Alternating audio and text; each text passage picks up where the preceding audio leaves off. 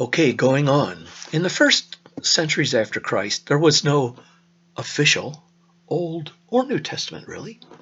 Instead, early Christians read and fervently followed a wide variety of scriptures, many more than we have today.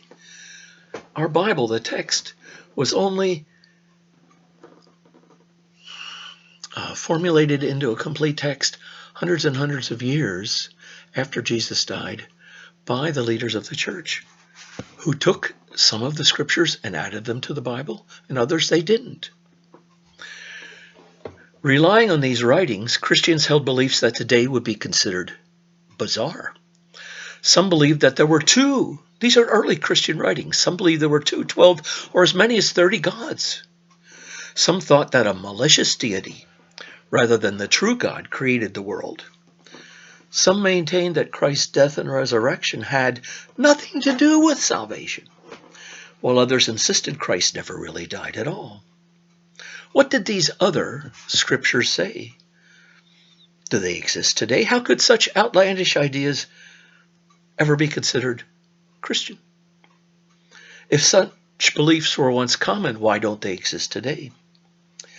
Well, confusion often existed with the early church until the church moved to a point of a consistent creed. Many of the struggles of early Christians were not against pagans or other non-believers, but against other Christians.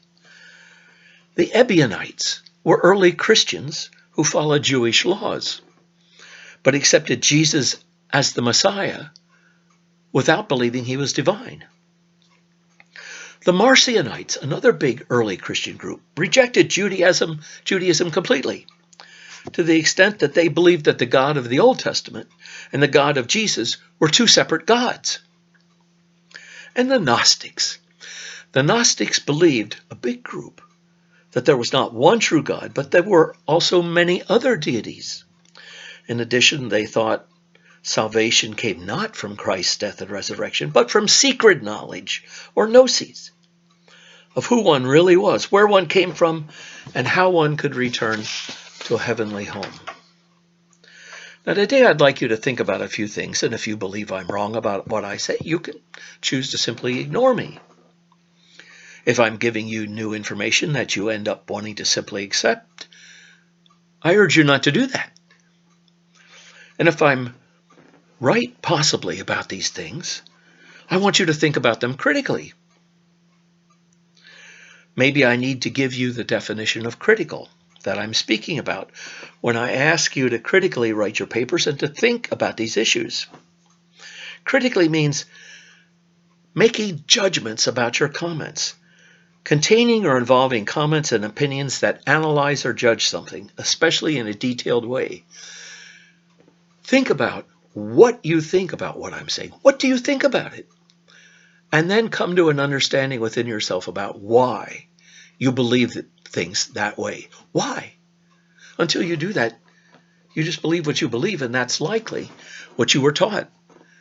You're in college now. You need to have your own reasons for believing things or not believing things. So think about this. What do you believe and why? Stop this video on occasions as I go through these things and give what you're hearing some thought. Ethical decisions are your judgments about whether a particular thing is right or wrong. So when you can think about any particular issue in a way that judges it, do so in a detailed, thoughtful way, sharing your opinion with yourself, explaining why you hold this opinion, and sharing the because with the explanation. Then you have critically considered an idea or the possibility of an idea or part of an idea. So many other texts, other scriptures from the days and years following Jesus' death have now been found that what wonders what the Bible would have looked like if all of these texts had been available when texts were being pulled together and put into our Bible. For instance, the Gospel of Judas has been found. In this gospel, Judas is not a traitor. He did not turn Jesus into the Roman authorities so that the Romans could bring Jesus to trial and crucify him. In the Gospel of Judas, Judas was a hero. Because this gospel has Jesus asking Judas to be the person. Jesus asked Judas to be the person to turn him into the Romans. Judas became the chosen one of the disciples. Turning Jesus in was something Jesus himself requested of Judas. So rather than being the bad guy, Judas in this gospel is the good guy because he was chosen by Jesus to be the one of the disciples to turn Jesus in. Now, not all that many people lived in Judea, the region where Jesus lived and preached his message. And not all that many people actually paid him any mind. The Romans couldn't have cared less, provided that he wasn't inciting rebellion. And the Jews did little more than argue among themselves, which suited the Romans. Jesus came and went. Yet he now commands the attention of billions of people on earth. Christianity is the world's largest religion, and Jesus is, for most of the people who call themselves Christians, the Messiah. And nothing people have ever said or done has changed that. Well, let's take a look at some scripture and see what you think after I'm done.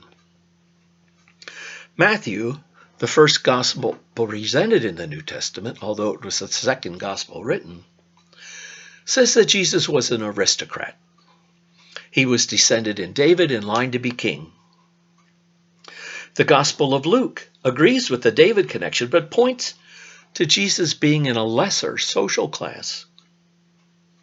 Mark went on to an entirely different direction and spawns the image of Jesus being a poor carpenter. Jesus' birth is likewise told from quite different perspectives. Luke says shepherds visited. Matthew calls them wise men. Luke says the Holy Family lived in Nazareth and journeyed to Bethlehem for a birth in a manger. Matthew says the family was well off and lived in Bethlehem where the baby was born, not in a manger but in a house. The crucifix is where the greatest inconsistencies exist. The Gospels don't even agree on the date. John says the crucifixion took place the day before Passover, while the other three Gospels say the day after. Luke describes Jesus as meek, a lamb. Matthew goes the other way. For him, Jesus brings not peace, but the sword. And even Jesus' final words vary. Matthew and Mark say they were, my God, why have you forsaken me? Luke says, Father, into your hands I commit my spirit. And John is even simpler. It says, it is finished. The tale of the resurrection is completely riddled with contradictions. Each gospel has a different version of who went to the tomb, what was found there. Even the days of the week are unclear. As to Jesus' appearances after the resurrection, none of the accounts agree on any point. So let's start with Mark.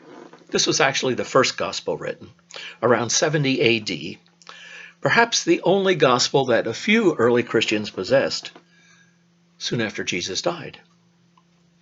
It contains 665 verses. It contains it.